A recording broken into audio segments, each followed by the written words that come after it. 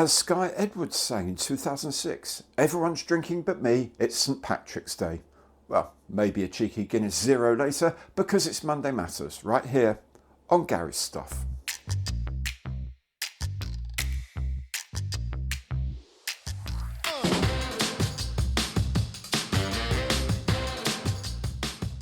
Hi, I'm Gary, welcome to my channel. Welcome back if you've been here before. This is Monday Matters, and a very happy St Patrick's Day to all my friends in Ireland and beyond who are celebrating. As usual, I'll be catching you up with what's been going on here and also giving you a look at some of the week's news and rumour from the model making world. First of all, a quick apology about the late start this week. It was caused partly by my working on the 48 and 48 all weekend, and the rest of it was due to dealing with some medical issues here. Nothing urgent, nothing terrible, nothing awful, but just took a bit of time to resolve. So everything's fine, everything's back up and running.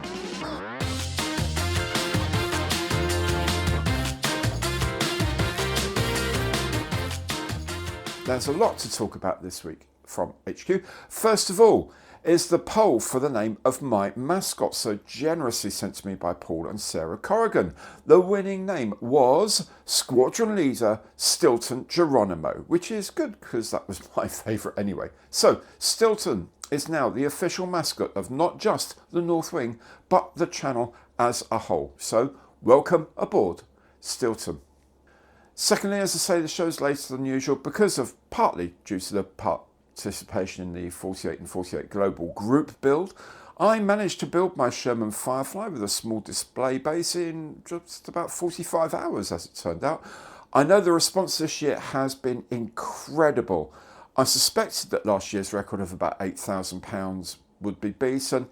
As it turns out, it was £10,500, I believe, so over 25% bigger. The live stream was massive, including nail-biting auctions, pre-recorded tips and tricks videos, and instructions to take a break from the likes of Al Murray and James May, no less. So, as I say, it raised about £10,500, which is phenomenal. If you'd like to donate still, you can do 48-48.org. Go to the donate button and it will take you through there to wherever you need to pay. And of course, remember, everything raised from this event goes to Models for Heroes. Next, the 48 and 48 was actually a great chance for me to give the completed new wing a proper run through. This is a short video here showing you the pretty much completed setup. Okay, that's the view from the front door. See the garden, new base plate for the new greenhouse is there. I've got this on quite wide angle, so it's going to make it look a lot bigger than it actually is. So air spraying booth is here. Obviously we've got an outlet that goes behind the blind. There is another window with a top light window, so that can go in there. The iPad and laptop don't actually belong there, but they're there for the moment. Dryer, desiccator in the corner. And then the worktop, which is messy as hell at the moment, but as you can see, it's quite big, quite a decent size now. I can work quite a lot on there. The shelving unit up here for pens and things. I'm really pleased with these little things for holding the Abteilung oils. Just the angle there, that's kind of nice. So yeah, that's all quite cool. This is the filming rig. Normally you can see here the camera monitor, so I can see what the camera is seeing.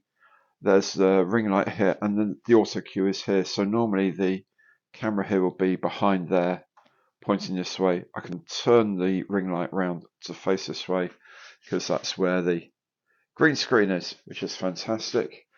But when I'm making model, if I'm like shooting just as I have now, it can be this way around, and that's brilliant.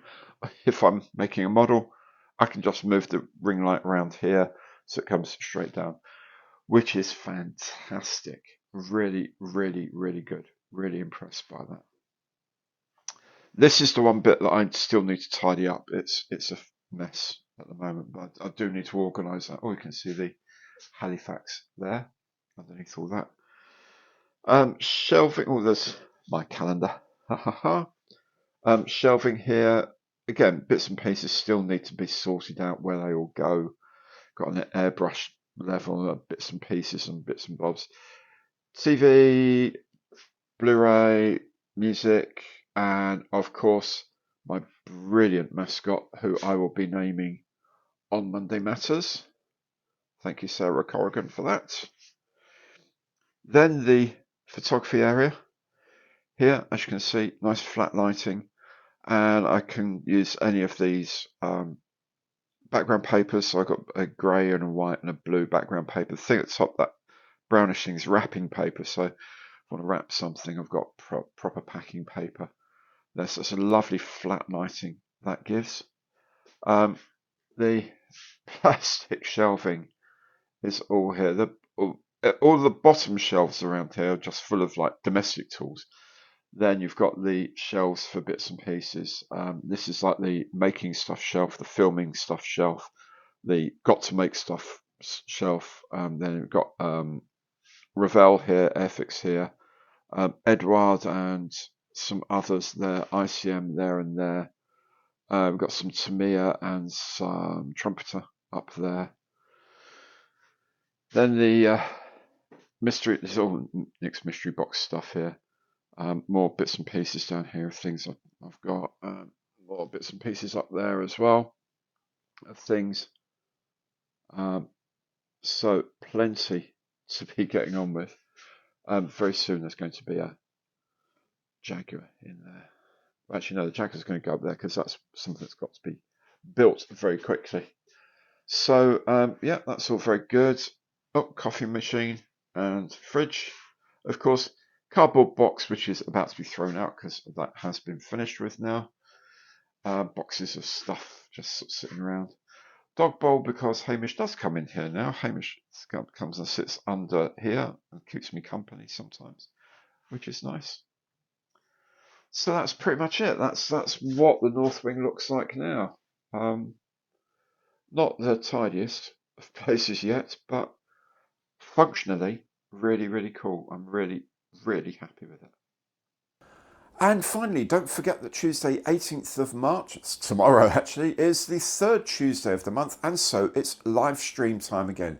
Join me for the usual blend of banter, serious modelling discussions and arrant drivel from me and moderator Mikey, fact-checked by our very own Julian.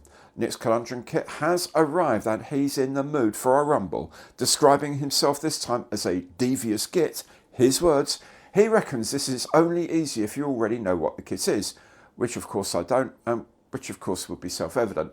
But I have faith in my viewers and someone I'm sure will get it. Be the first to guess what it is, what scale it is and who made it, and you'll win your very own mystery box from Nick. That's Tuesday 18th of March, 8 p.m. to 10 p.m. GMT, that's 2000 to 2200 Zulu or UTC, whichever runs your clock. That's the news from HQ this week. Let's take a look at what's happening around the model making world.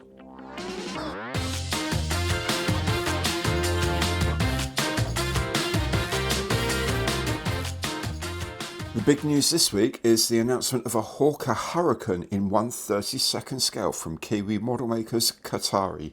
Rightly famous for exquisite detail and meticulous research, this is the early Mark I Hurricane with fabric covered wings, something you really don't see very often. You can be sure of many subsequent versions coming in the next few years. The rumour has it that the new Airfix 1/48 scale Jaguar will be released at the end of the week. I'm one of the many people with one of these on pre-order, which is good because it's one of the most heavily pre-ordered kits in Airfix's history. Fingers crossed. Luke Graf has shown CAD images of its next project, the Grumman J2 F5 Duck in 1/32nd scale. As you would imagine, the detail is insanely good and it will come with 2 crew figures, frankly, too cool for school. Luke Graf has run test prints. This one took 15 hours, apparently. The kit should be available later in the year. Ardpol has a couple of interesting Polish aircraft in 1/72nd for the specialist collector, the PZL 104 Wilga 1 and the PZL I-22 Iridia fighter and light attack aircraft. Both of these kits are in resin. TACOM has announced new armour kits in 1/35th scale. First is the T-57, an American heavy tank proposal from the 1950s, a 54-ton monster with a 120mm gun. Also released is the T-58, a similar sized tank but sporting a rather upmarket 155mm gun. Both kits feature metal gun barrels and other parts, a transparency frame, individual link tracks with 7 pieces per link, and working suspension. TACOM also announced a new kit of the M911 Seahet trailer in 1/72nd scale. When built, this will be just under 28 centimetres long and features photo etched details. Meng has the latest in its range of 1/35th scale Kugelwagens, this time the Type 155 half-track with skis on the front wheels. Now that just looks fun. Resin Scales has said it will make a 1/35th scale resin kit of the British TOG 2 super heavy tank this year, a design intended for the mud-soaked field of northern France in the early part of the Second World War, but which never went into production. Another tank that never entered service is the American TV-8 medium tank, here in a 1/35th scale kit from OKB Grigoriev. AFV Club has this 1/700th scale kit of the Australian Adelaide class guided missile frigate, also in service in Spain as the Santa Maria class. Included is a photo etch for the mast, an SH-60 helicopter, and a choice of missiles for the Mark 13 launcher arm. And finally, just in case you need to have nightmares, why not try the Mothman in 1/8 scale from Pegasus Hobbies. There we go, that's it for this week. I hope you enjoyed the show. If you did, do please remember, give it the old Imperial thumbs up, hit the notification bell and subscribe to the channel. It's free and a great way to show your support. Thank you so very much for watching. See you again soon and goodbye.